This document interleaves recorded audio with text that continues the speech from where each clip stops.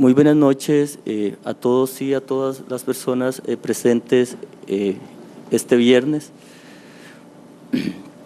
Agradezco a la Comisión del Colegio de Abogados Jóvenes Recién Incorporados por la invitación, así también como a la Comisión Penal del Colegio de Abogados y también pues al Colegio de Abogados como institución por la celebración también de este seminario.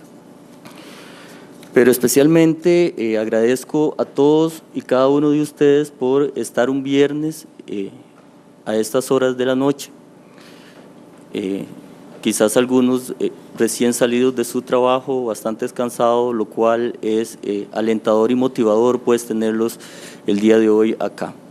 Y la verdad que un serio compromiso participar, que me haya antecedido don Álvaro Burgos, una persona amiga, gran profesional, pero ante todo una buena persona.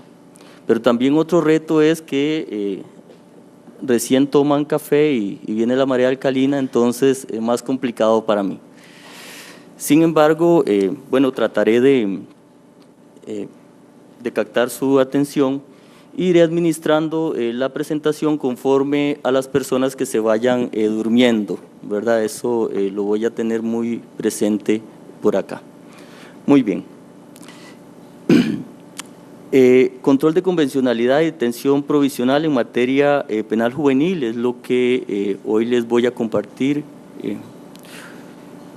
en el tiempo que me corresponde, o quizás un poco menos. Son 1000 filminas, más o menos 1000 PowerPoint. Entonces, vamos a ver si nos da tiempo. Bien. Esta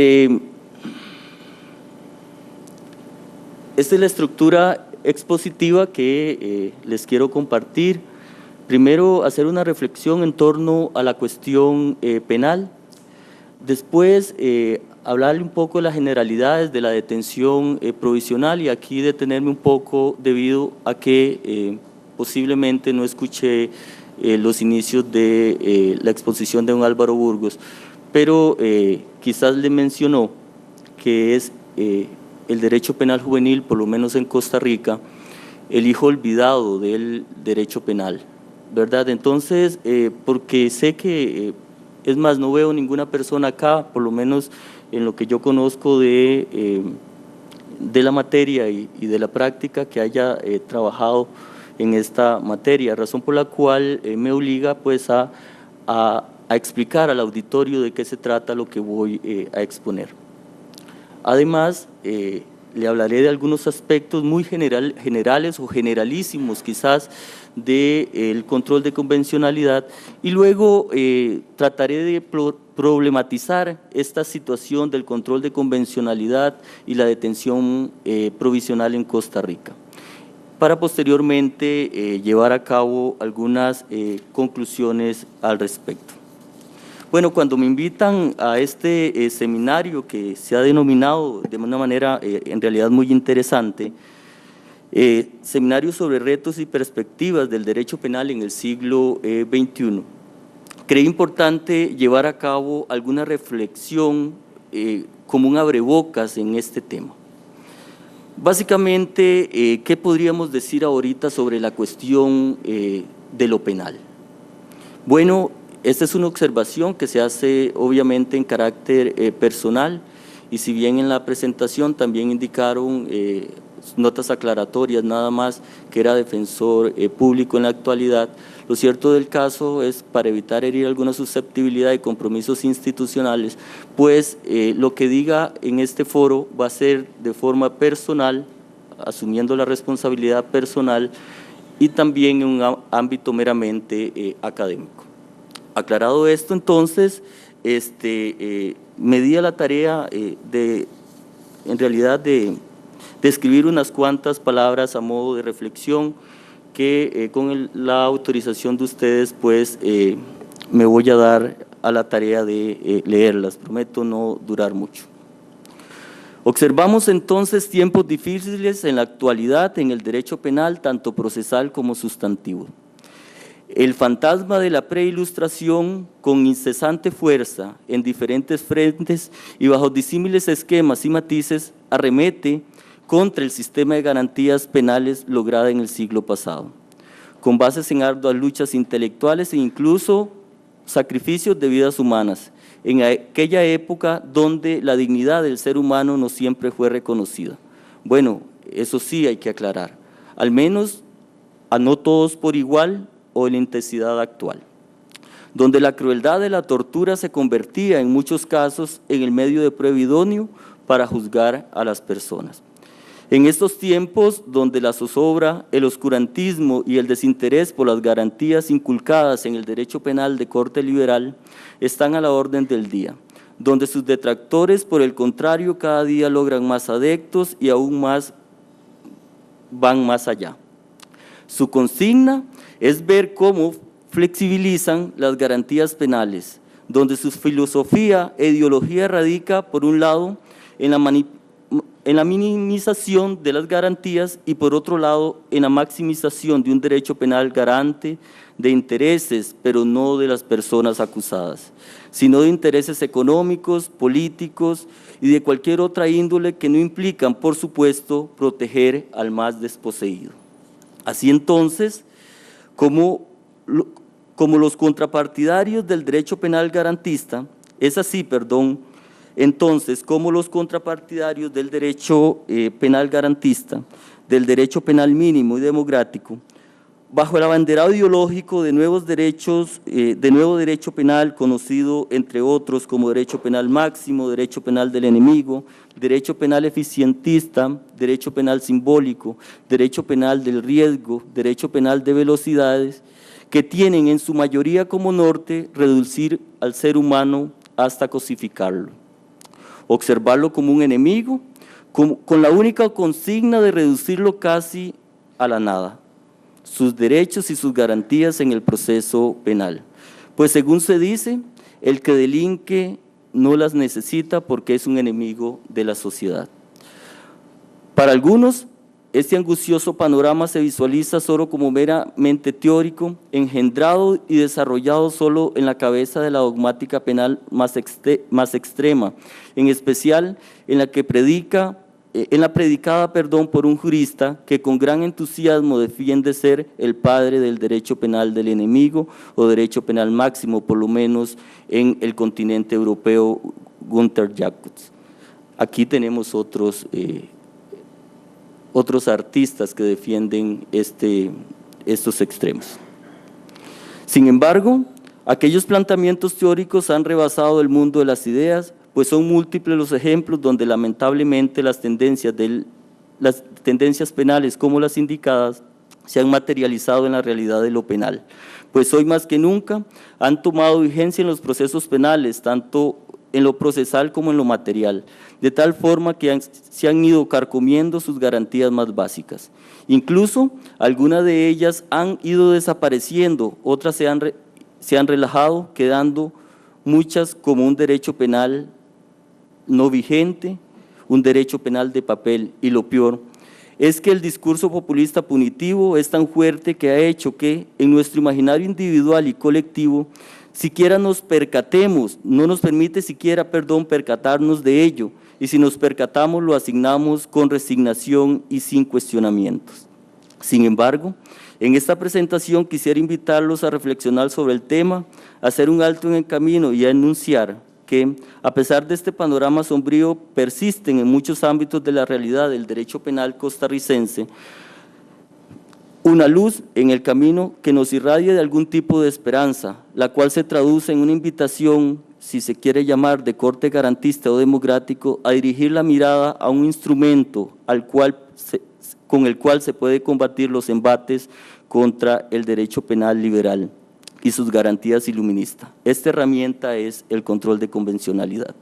En mi opinión, Un ejemplo paradigmático donde se ha materializado en Costa Rica y gran parte de los países del continente americano, el panorama desalentador descrito es en el tratamiento de una institución que a nivel universal desde su nacimiento no ha dejado de recibir acérrimas y colosales críticas por ser considerada por gran parte de la doctrina como violatoria de la garantía de inocencia, sea la medida cautelar de detención provisional o lo que es conocido en adultos la prisión preventiva, donde las garantías y requisitos para su imposición, incluso en una materia tan delicada como es la justicia penal juvenil, se han venido relajando. Básicamente, esto a modo de reflexión, como un abreboca para lo que, para el fondo, digamos, de lo que voy a exponer. Este diálogo a mí me parece absolutamente atractivo y aplicado y que se aplica, digamos, a lo que voy a exponer o parte de lo que voy a exponer en esta ponencia. Un diálogo entre Mancini y Ferrajoli. Dice así: y en fin, ¿de qué inocencia se trata? ¿Por qué no se aplica el principio de inocencia en todas sus lógicas consecuencias? ¿Por qué no se abole la prisión provisional? Bien, pues responde Ferrajoli: si no se quiere reducir la presunción de inocencia a puro oropel inútil, debe de aceptarse esta provocación de Mancini, demostrando que no solo el uso, sino ya antes el abuso de este instituto es radicalmente ilegítimo, además idóneo para provocar, como enseña la experiencia, el desvanecimiento de las garantías penales y procesales. Derecho penal y razón para quien quiera profundizar en el tema. ¿Qué es entonces la detención provisional? Básicamente, la detención provisional pues, es una medida cautelar en materia penal juvenil que es la homóloga de la prisión preventiva en adultos, en la materia del derecho penal a adultos. Sin embargo, con unas diferencias que parecieran ser, devienen de obvias razones. Lo que se está juzgando es a niños visto desde las reglas de Brasilia, que le llaman niños a toda persona menor de 18 años.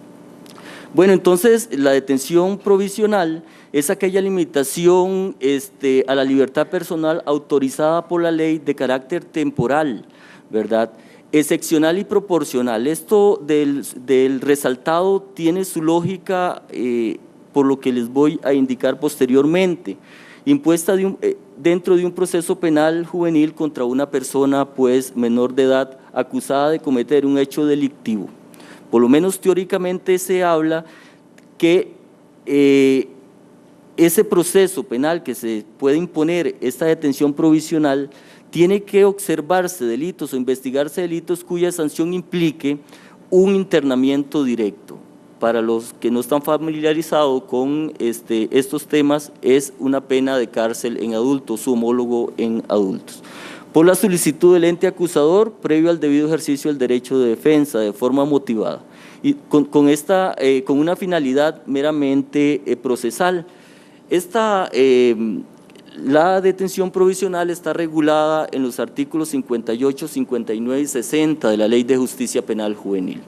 A diferencia de la de adulto, pues tiene solamente 3 peligros procesales. Uno es el peligro para la víctima, peligro de obstaculización y peligro de fuga. Sin embargo, tiene también como requisito que el requisito de constitucionalidad, que se le conoce también en adultos, es un requisito sine qua non, que haya un indicio, la necesidad de un indicio comprobado. Si no hay eso, es como una relación, siempre lo explico, lo entiendo de esta manera, de género-especie, donde el género es el indicio, la necesidad del indicio comprobado y la especie son pues los peligros procesales. La detención provisional y control de convencionalidad. Bueno, pero entonces alguien me puede decir, y la pregunta no sería ociosa quizás, ¿tiene que ver este tema de la detención provisional con control de convencionalidad. O me replantearían la pregunta, ¿puede en este caso hablarse de una detención provisional desde los ámbitos o competencia de la Corte y de la Comisión? Es una pregunta muy bien formulada y con dos posibles respuestas. Una, desde mi punto de vista, equivocada, pero puede ser también una respuesta defendida por muchos. Podrían decirse ante este panorama que no es una cuestión verificable desde la Corte Interamericana o desde la Comisión, porque la Convención no regula este instituto. Sin embargo, hay algo que se llama el Corpus Juris, artículo 19 de la Convención Americana de Derechos Humanos, y esto me interesa que se entienda. El Corpus Juris, en palabras muy sencillas, es la integración de todos los instrumentos internacionales relacionados a una materia en específico que se integran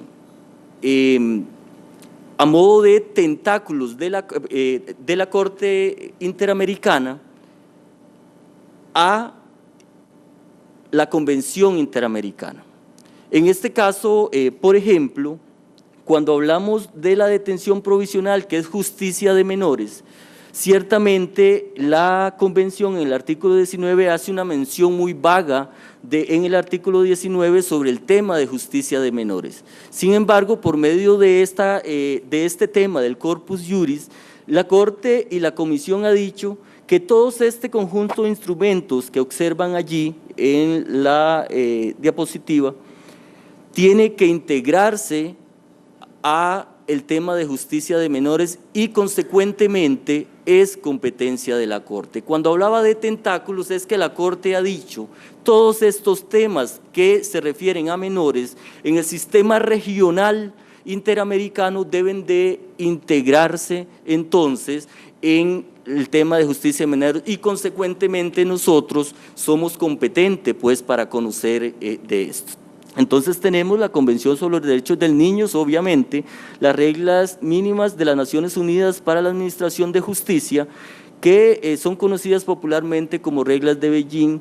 Tenemos la Convención Americana de Derechos Humanos, aunque de una manera, digamos, muy suave regula este tema, para decirlo de alguna forma, las reglas de las Naciones Unidas sobre las medidas no privativas de libertad, reglas de Tokio, la Convención Americana sobre Derechos Humanos. Eso en el ámbito internacional. En el ámbito nacional, pues se regula, les adelantaba, en la Ley de Justicia Penal Juvenil, en la Constitución Política, que es la necesidad de aquel indicio comprobado de haber cometido un hecho delictivo, y en el artículo 10 del Código Penal.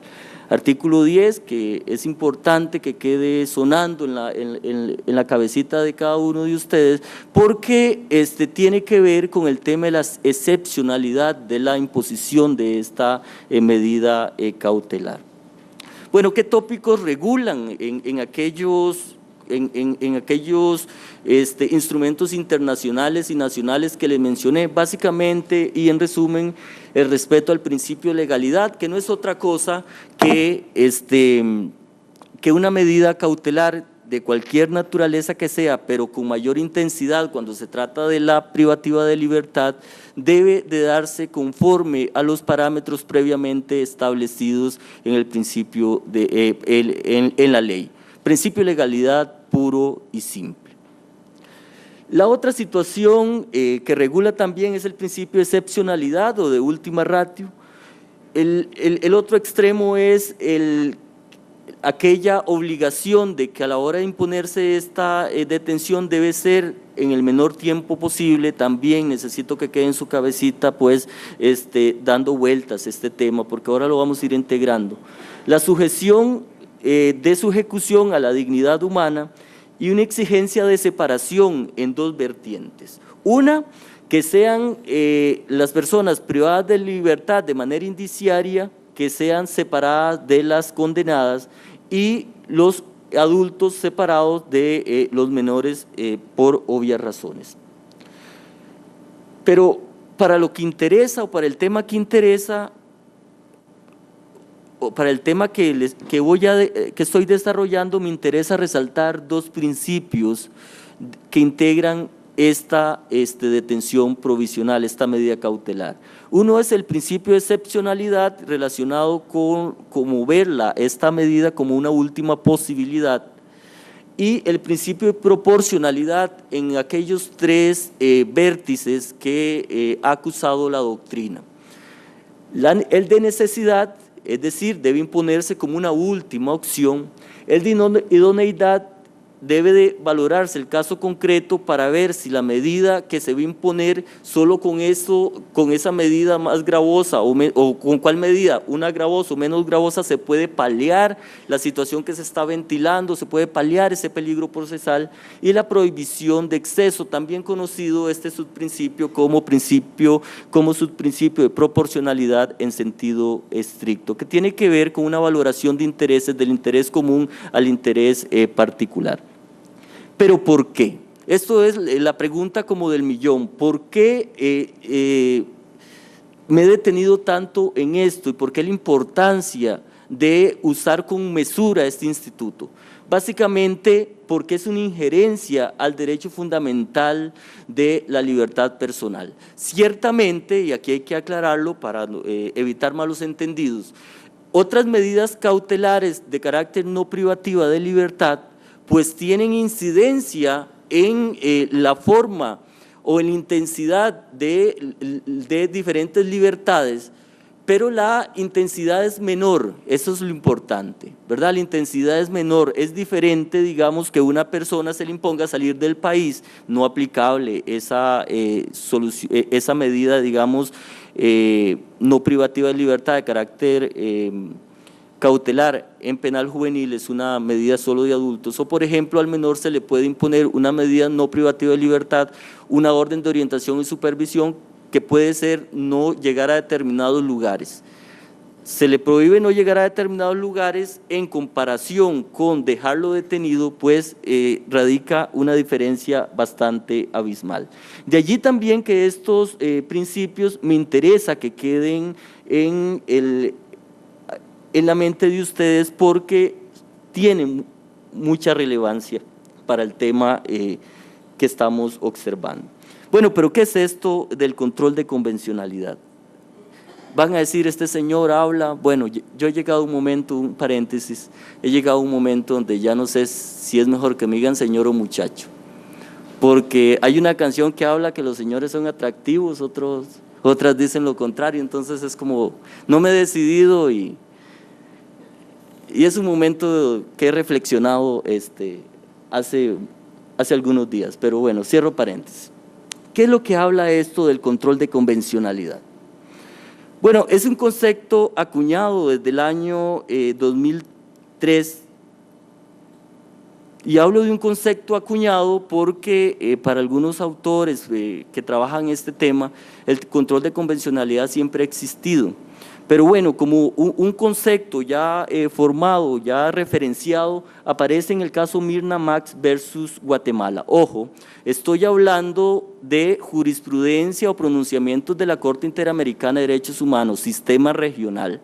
Recuerden que hay sistemas integrados en todo el mundo, está el sistema europeo, el sistema africano, el sistema interamericano, sistema regional. Surgido en el 2003, en este caso Mirna Max versus Guatemala. Y nos indica entonces que el control de convencionalidad, o entiende este control, aquel control que el Tribunal Internacional, los jueces y los tribunales internos de los países parte de la Convención venían ejerciendo con respecto a la Convención Americana de Derechos Humanos en relación con su normativa interna. Sin hacernos bolas en palabras muy populares, es básicamente la interpretación que se le da de una manera directa a la Convención Americana de Derechos Humanos y al Corpus Juris en general por parte de los jueces, ¿verdad? No solo de los jueces de la Corte Interamericana, sino también de los jueces internos, que ahorita vamos a aclarar ese punto. De tal manera que por eso Brever Caría, por ejemplo, refiere que es tan viejo como la Convención misma, porque siempre se ha venido dando este control de una manera, si se quiere decir, pues menos intensa como ahora en la actualidad, que ustedes saben siempre los temas se ponen de moda y a buena hora se pone pues de moda. El control de convencionalidad, hablamos del 2003, pero ha venido surgiendo, se ha venido, digamos, desarrollando ese tema dichosamente, y ya en el 2006, pues estos jueces muy inteligentes, por cierto, en su mayoría, los jueces de la Corte Interamericana le han venido dando contenido.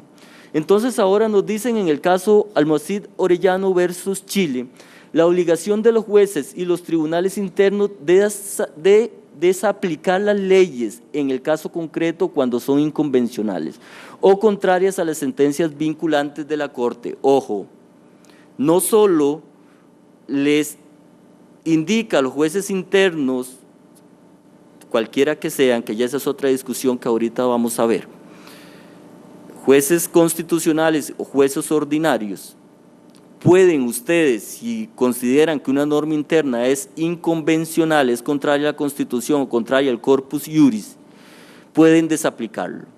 Pero además, no solo pueden, digamos, regular esa normativa interna directamente con el instrumento internacional como una norma dura, sino básicamente también les dice tienen que conciliarlo con la jurisprudencia de la Corte, tienen que conciliarlo además, después de otro paso, con los pronunciamientos de la Comisión Interamericana. Entonces ya vemos que se va ampliando la gama de protección o los límites del derecho interno de cara, digamos, a el plano de los instrumentos internacionales.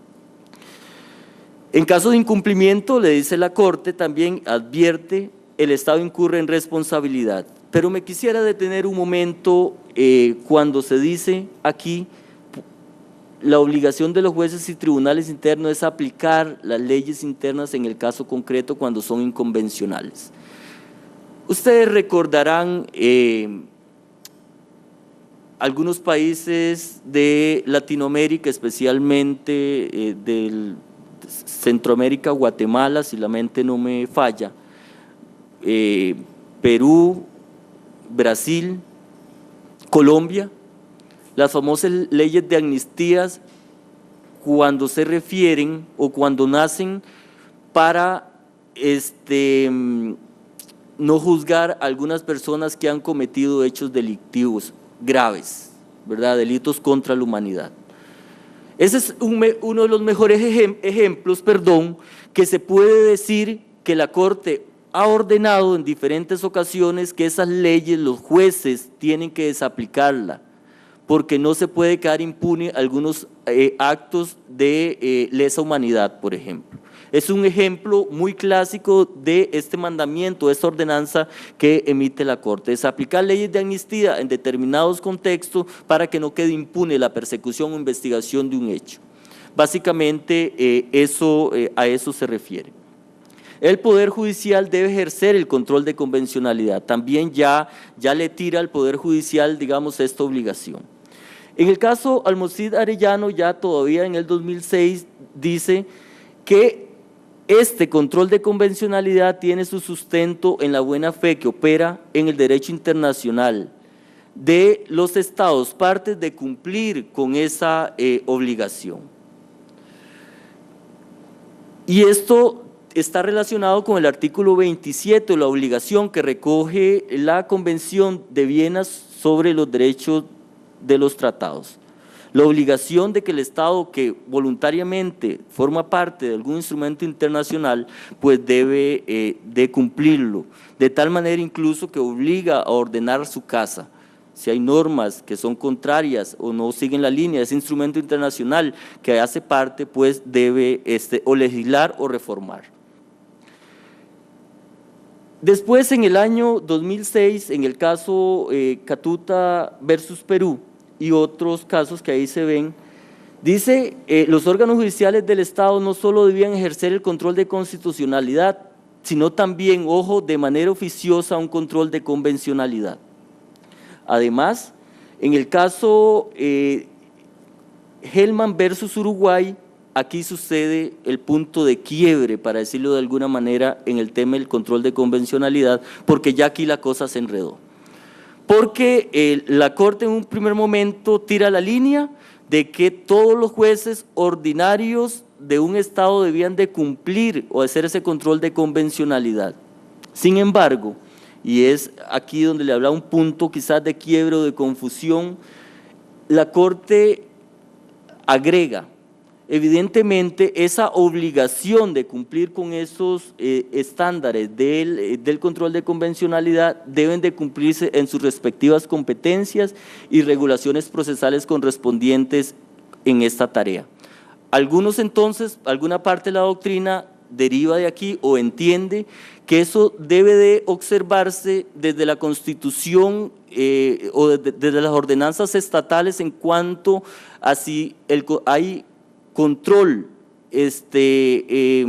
concentrado o control difuso de constitucionalidad.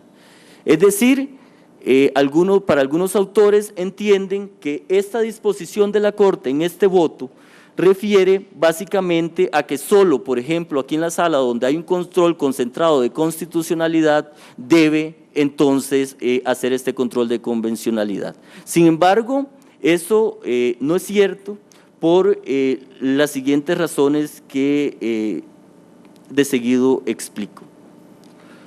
Bueno, hay dos dimensiones, el control de convencionalidad a nivel de los tribunales internacionales y a nivel de los tribunales internos, tribunales constitucionales y tribunales ordinarios. Pero entonces, ¿por qué puede en Costa Rica aplicarse el control de convencionalidad por cualquier juez? Los jueces constitucionales que están obligados en mayor intensidad que los jueces ordinarios por la disposición competencial que tienen, pero también los jueces ordinarios. ¿Por qué? ¿Cuáles son las razones?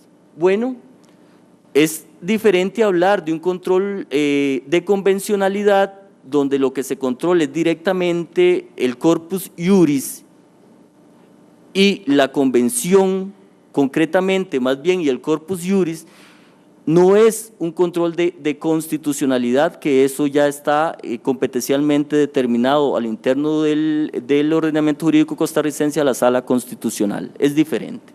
Y además, porque la Sala Constitucional, para hablarlos en palabras muy coloquiales, y en buena hora se puso la soga al cuello, cuando desde el año 90 dispuso lo siguiente: todo instrumento internacional de derechos humanos que otorgue mayores derechos que la propia Constitución debe de prevalecer ante la misma Constitución. ¿Cierto? Básicamente, entonces le está diciendo, señores jueces ordinarios, si ustedes observan que hay instrumentos internacionales que dan mayores derechos que la propia Constitución, deben aplicarlos. Pero también por algo muy sencillo, el artículo 11 de la Constitución Política, ¿qué es lo que pasa cuando un Estado se compromete o hace suyo un instrumento internacional? Pues básicamente lo integra al ordenamiento jurídico. ¿Qué quiere decir eso? Bueno, pues que el artículo 11 dispone lo siguiente: los funcionarios públicos, en especial los jueces y todos los administradores de justicia, están supeditados a la Constitución y a la ley, y cualquier instrumento internacional pues ratificado por el país forma parte del ordenamiento jurídico interno, razón por la cual pues puede aplicarse cualquier disposición de la Corte, cualquier jurisprudencia de la Corte se puede hacer suya por los tribunales internos y hacer ese control de convencionalidad. Ya aterrizando un poco, explicado lo que es a grandes rasgos el control de convencionalidad y lo que debe entenderse o lo queríamos entender por detención provisional, está la gran pregunta o el gran problema aquí. ¿Se ha tratado en Costa Rica la detención provisional de manera convencional o inconvencional? Bueno, a mí, yo lo tengo absolutamente claro, la respuesta debe ser categórica, sí se ha tratado de manera inconvencional, y yo les voy a tratar de convencer por aquello que alguien no esté convencido de que esto es así. Veamos. Dos aspectos muy concretos. con los cuales pretendo demostrar que efectivamente en Costa Rica, desde el año 97, se viene tratando de manera inconvencional la detención provisional. El primero de ellos es cuando la Sala Constitucional admite prórrogas de detención provisional más allá del plazo establecido por la ley. El segundo de ellos es cuando admite la detención provisional donde no tiene como sanción el internamiento directo. Y aquí, para que me entiendan este punto, para los que no están familiarizados en el tema, en materia penal juvenil, a diferente de las de adultos, hay un catálogo de penas, hay un catálogo abierto, muchas penas hay, en razón posiblemente de la materia. Y solo en algunos tipos de delitos de manera directa se le puede poner la pena de cárcel o internamiento directo, que es lo mismo. Pero la Sala Constitucional, vamos a verlo ahorita, algunos votos, ha admitido que en casos donde no existe esa posibilidad de imponer un internamiento directo, se pueda dejar detenido de manera provisional a una persona. Ubiquémonos, 1997, votos 171. Lamentablemente, afirma la Sala lo siguiente: se puede fundamentar válidamente la restricción de la libertad por un plazo mayor al establecido de ley. Un dato histórico que deben de saberlo para entender lo que les quiero decir. En ese año, en el 97, el artículo 59 de la Ley de Justicia Penal Juvenil disponía que una persona menor de edad, lo máximo que se le podía imponer una medida cautelar de detención provisional era por el plazo de 4 meses. Eso es un dato importante. Sin embargo, aquí la Sala dice, ante un caso que llega, que no, que aún y cuando se cumplió ese plazo puede prorrogarse más, arrogándose muchas cosas, pero muchas cosas que no eran competencia de ella para ese momento ni en esta. Y ahorita lo vamos a ver por qué. Pero además fue intensificando la inconvencionalidad y se vio en algún momento la Sala metida en un zapato. ¿Por qué? Porque vio que desde los otros frentes le estaban diciendo: usted se equivocó porque no tiene ningún fundamento legal donde se justifique esta prórroga. ¿Qué es lo que pasa? Entonces, la Sala, buscando un fundamento, dijo lo siguiente: no, un momento, es que en el 97 a mí se me olvidó decir lo siguiente, es que esa prórroga era de conformidad con el artículo 258 del Código Penal. Error garrafal, violación al principio de legalidad.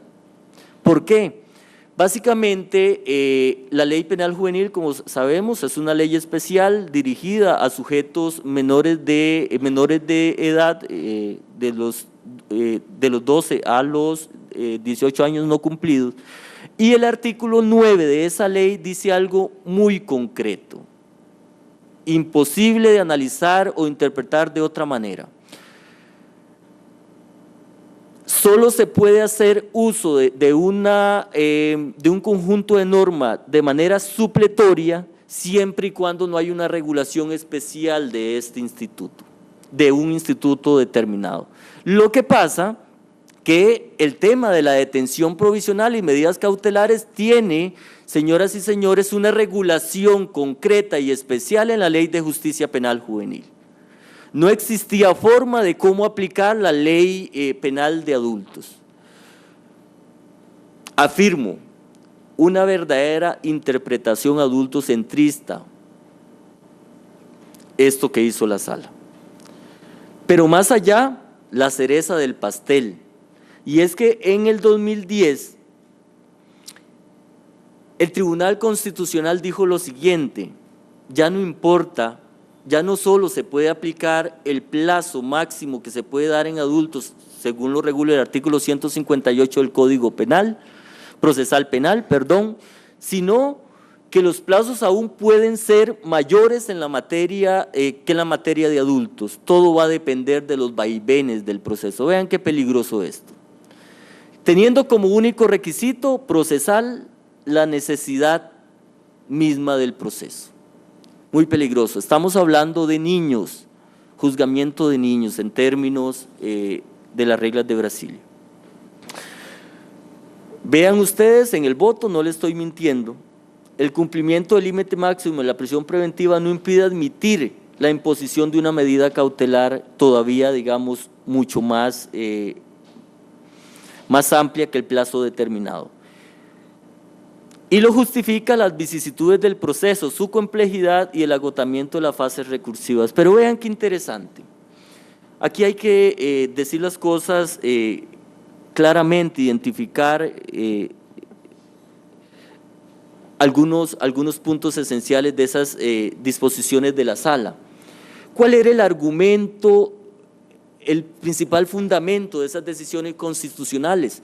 Bueno, básicamente el primero era que los plazos dispuestos en la ley eran sumamente cortos. ¿Recuerdan? Les hablé de 4 meses. Ok. El 2, no se regulaba la posibilidad de ordenar las prórrogas en casos donde se dictaba sentencia condenatoria y por alguna razón había un juicio de reenvío. Pero vean que este tema se las trae y es aquí donde hay que escarbar un poco más. Reserva de ley. ¿A quién le corresponde? Bueno, no es una competencia del Tribunal Constitucional, compete únicamente a la Asamblea Legislativa. Si había un problema con la ley, vamos señores, muchas veces hacemos problemas en la Asamblea Legislativa, mandemos el proyecto a reformar ese artículo. Pero no, aquí hubo una usurpación de funciones evidente donde la Sala Constitucional, abocándose, haciendo suyo el principio de reserva de ley que corresponde únicamente al Poder Legislativo, entonces amplificó el espectro de los plazos o el tema de los plazos en penal juvenil. Pero la pregunta también hay que hacerse, ¿es cierto realmente este argumento de que es que la ley estaba mal? Vieras que no es cierto. Y entonces aquí le vamos a llamar la desmitificación de aquel argumento o desmentir a la sala. ¿Por qué? Porque en ese artículo 59 fue reformado en el 2012 y en el 2012 se amplió los plazos de detención de 4 meses a 9 meses. Ojo, de 4 a 9 meses, 5 meses más. Previendo también los supuestos que echaba de menos la sala, recuerda que era que no se regulaba el tema del reenvío y esos plazos pues se echaban de menos, pero la sala aquí nos dio a entender que estaba mintiendo.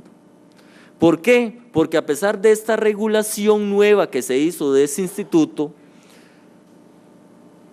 encontramos el voto 10.500-2012, ojo la fecha, 7 de agosto del 2012, después de haberse emitido aquella reforma. ¿Qué quiere decir? Y en este voto, la sala dijo, no, es que esos plazos no son suficientes. Vamos nuevamente a autorizar, legitimar un plazo mayor a eso. Entonces, sala no estaba diciendo la verdad. Aquel argumento era bastante alejado de la realidad. Vean, la otra situación, que eso es mucho más sencillo de entender, es, o la otra inconvencionalidad que se incurre en el tratamiento de este tema, es cuando se lee el artículo 131 de la Ley de Justicia Penal Juvenil y claramente dispone que la sanción de internamiento directo es una privación de libertad de carácter excepcional, es una pena de cárcel, su homólogo en adultos, y puede ser aplicada solo en los siguientes casos. Ojo, cuando se trate de un delito doloso sancionado en el Código Penal o leyes especiales para mayores de edad con pena de prisión superior a 6 años. ¿Ok? Quiere decir que todos los delitos que con pena de prisión menores de 6 años, pues no se puede, por lo menos de una manera directa, interponer o fijar una sanción de internamiento directo. Ojo, la segunda, cuando se haya incumplido injustificadamente las sanciones socioeducativas, que son las sanciones alternas que se le ponen a estos delitos, digamos, de una penalidad menor. Aquí, simple y sencillamente, la sala rebasó el adultocentrismo de la justicia penal juvenil. Vean lo que dice en la materia de adultos el mismo supuesto, artículo 239.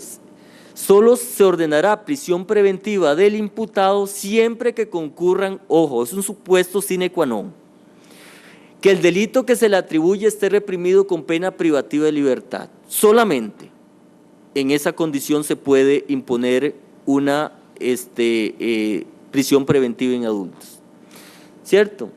Pero la Sala Constitucional en el 99, cuestión que no ha cambiado nada en la actualidad, está vigente, legitimó, autorizó por primera vez la aplicación de una medida cautelar de detención provisional en los casos en materia penal juvenil que no tiene prevista una sanción directa privativa de libertad.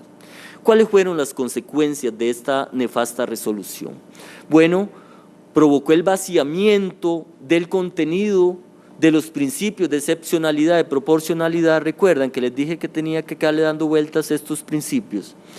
Trajo aparejado la aplicación ilimitada y desproporcional en la práctica judicial de las medidas cautelares de detención provisional en tipos penales de mínima gravedad, aunque ustedes no lo conozcan, aunque ustedes no estén familiarizados en el tema.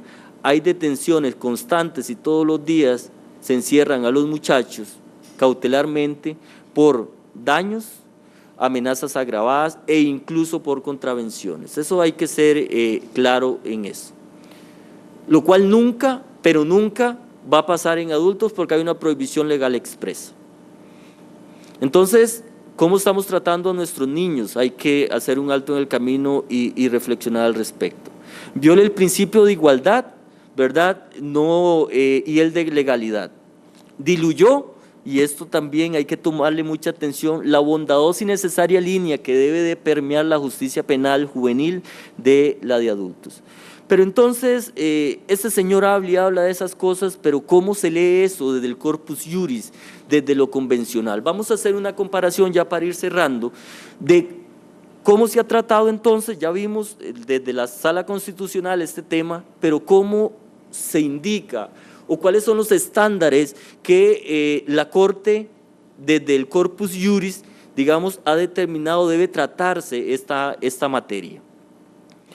Vean, desde los instrumentos internacionales, que es parte del corpus juris, todos, básicamente dice la Convención sobre los Derechos del Niño, cualquier medida cautelar de detención provisional, ojo, debe llevarse a cabo conforme con la ley. En Costa Rica no se hace. Las reglas de Beijing, será tratado en todo momento esta medida proporcionada a las circunstancias del delincuente y del delito, no se hace en Costa Rica. La Convención Americana, son prohibidos los encarcelamientos arbitrarios. La Convención Iberoamericana, presos o desterrados arbitrariamente es prohibido.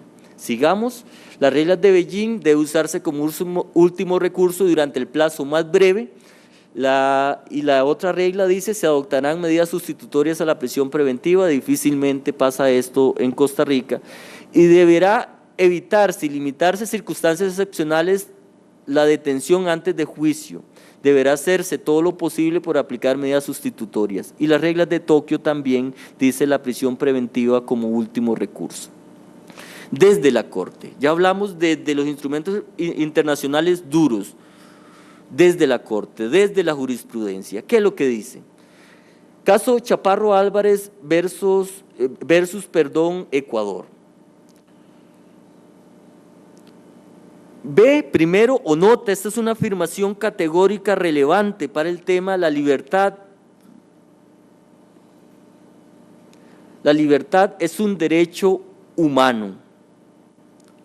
Es importante repetirlo porque algunas veces se nos olvida. Desde la Corte sigue diciendo Chaparro Álvarez versus Ecuador, dice El artículo 7.2 ha referido que el derecho a la libertad física está condicionado a la reserva de ley. Recordemos lo que hizo la sala, ¿verdad? Sobrepasa, no está condicionado a lo que dice la ley.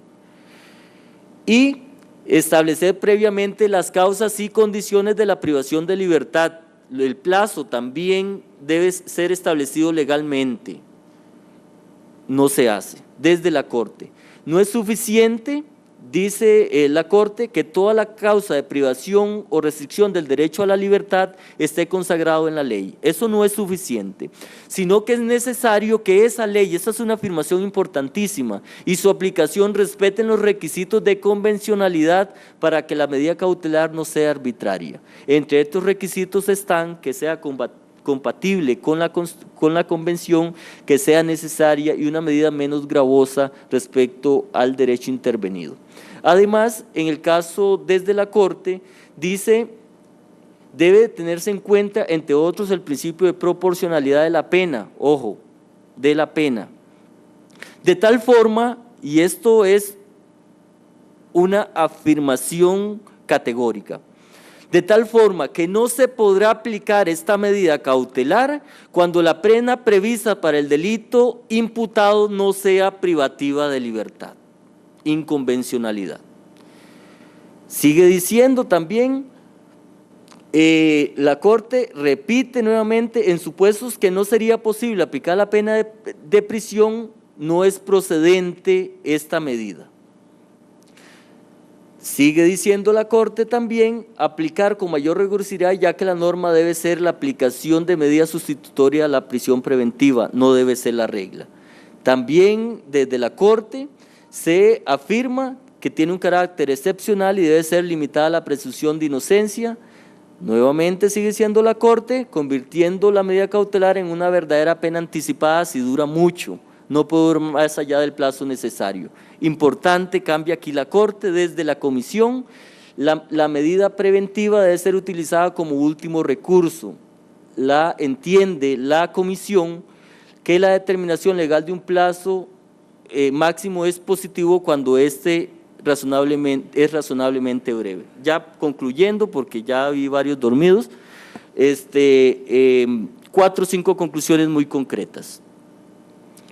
El nacimiento del control de convencionalidad ha implicado un rompimiento de la estructura clásica, tanto de la forma de impartir justicia, o por lo menos debería de implicar eso, como la visión de las fuentes del derecho penal y la interpretación de los instrumentos internacionales. Además, el tratamiento de la detención provisional en Costa Rica conlleva una evidente colisión con el bloque de convencionalidad por los puntos ya referidos. Además, se da el principio de legalidad, excepcionalidad y proporcionalidad. Su tratamiento ha ido más allá incluso del adultocentrismo. La Sala Constitucional ha sido la autoridad jurisdiccional que ha propiciado, legitimado y otorgado las pautas de la inconvencionalidad descrita, pero también no hay que dejar de lado que las autoridades jurisdiccionales ordinarias al menos son cómplices de ello, porque se puede aplicar directamente el control de convencionalidad diciéndole a la sala usted está equivocado. Y también la relajación de las garantías y principios que actualmente padece esta medida cautelar puede ser consecuencia de las nuevas o remodeladas tendencias del derecho penal máximo y o mano dura. Las últimas conclusiones es que el control de convencionalidad se convierte en una herramienta de protección para los derechos humanos, pues señala la ruta a seguir. Es una fuente de insumos para la protección del Estado de Derecho y las garantías heredadas de la Ilustración y la poilustración. Hablamos entonces, por ejemplo, de las garantías obtenidas en la segunda mitad del siglo pasado, después de la Segunda Guerra Mundial, con el nacimiento del derecho penal internacional. Y quisiera ya ahora sí terminar, muchachos y muchachas, con una afirmación de doña Rosaura Chinchilla, lo resaltado me pertenece.